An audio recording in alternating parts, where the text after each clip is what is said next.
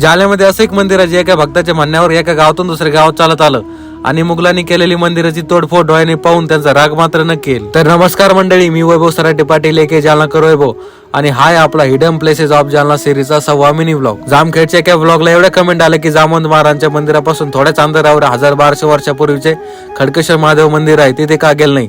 तुम्ही कमेंट मध्ये सांगितलेल्या प्रत्येक ठिकाणी मी जाणार आहे। तर चला मग परत एकदा जामखेडला। मंदिराचं लोकेशन मला माहित नव्हतं, त्यामुळे मी आदित्यला सोबत घेतलं। मला काढायचा होता मिनी ब्लॉग आणि त्याला काढायचा होता युट्यूब साठी व्हिडिओ।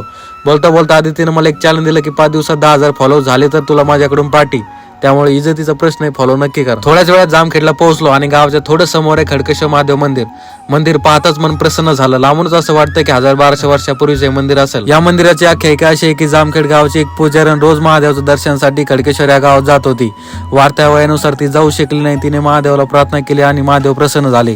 मला माझ्या शेवटपर्यंत तुझी पूजा करायची, मी तर येऊ शकत नाही पण तुम्ही येऊ शकता।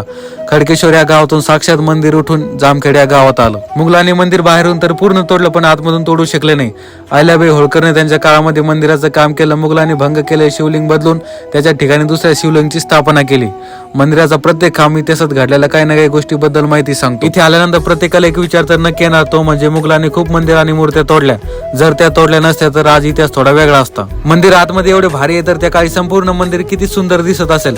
असे खूप मंदिर आहे जे आपल्याला शोधायचे आणि लोकांच्या डोळ्यासमोर आणायचे। शेअर करा प्रत्येक जालनाकरला आणि कमेंट मध्ये असं ठिकाण नक्की सांगा, आपण तिथे नक्की भेट देऊ।